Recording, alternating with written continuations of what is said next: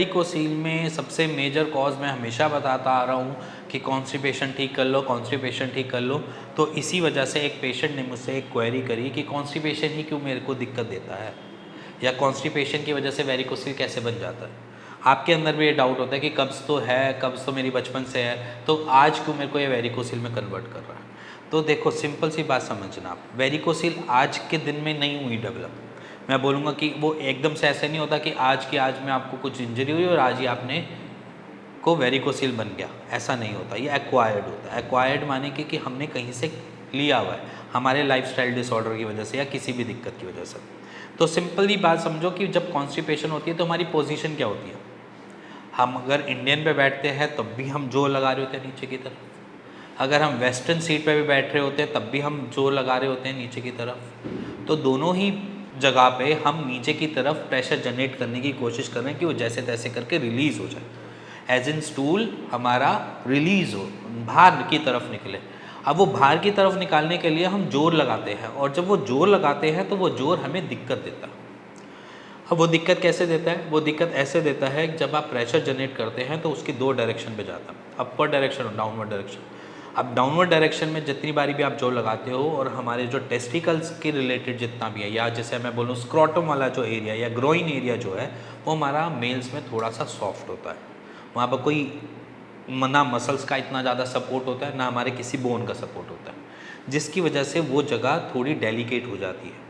और डेलिकेट होने की वजह से सबसे ज़्यादा जो प्रेशर जनरेटेड कोई भी चीज़ होती है, अगर किसी को दिक्कत देनी है तो वहीं पे देगी।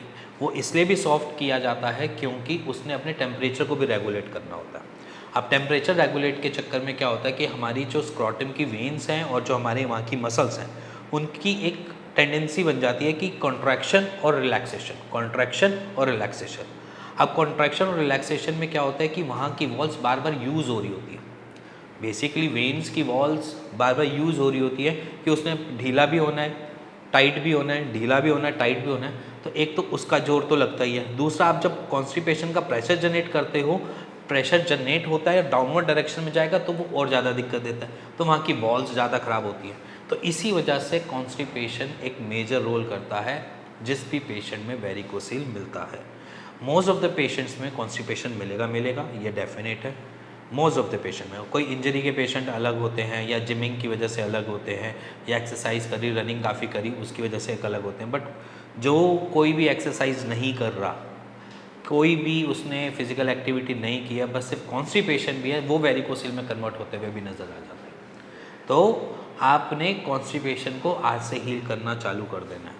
और कॉन्स्टिपेशन भी वही जिनकी लीन बॉडी ज़्यादा रहती है, जो पतले ज़्यादा रहते हैं, उनके साथ ज़्यादा दिक्कतें हम देखने को मिलती है कि वो कॉन्स्टिपेशन की वजह से ही वेरिकोसील में डेवलप हो गए। पतले लोगों में इसलिए हो जाता है क्योंकि आप एक चीज़ बताओ, जब प्रेशर जनरेट कर रहे हो तो वो डाउनवर्ड डायरेक्शन में गया। अब डाउनवर्ड डायरेक्शन में गया तो उसने और ज़्यादा वॉल्स को डैमेज किया, और जब वॉल्व को डैमेज किया तो उसने वेरिकोसील डेवलप कर दिया। तो इसी वजह से अगर आप लीन हैं और कॉन्स्टिपेटेड हैं तो आज ही आज सॉल्यूशन निकाल लीजिए कॉन्स्टिपेशन का, जिसकी वजह से वेरिकोसील ना बने। और अगर आपको वेरिकोसील बन चुका है तब भी आप अपनी कॉन्स्टिपेशन को हील कर दीजिए कि वो फर्दर और ना बढ़ाए। अगर आज वो माइल्ड ग्रेड है तो 3rd ग्रेड में ना जाए, 4th ग्रेड में ना जाए, ना 2nd ग्रेड में जाए, यहीं पर ही उसको हम ठीक कर दें। और इसी वजह से मैं कॉन्स्टिपेशन को एक रूट कॉज भी मानता हूँ कि वो जड़ है। अगर कब्ज़ है तो वेरिकोसील बनना आसान है। तो इसलिए अपनी कॉन्स्टिपेशन में काम कर लो, अपने रूट कॉज पे काम कर लो।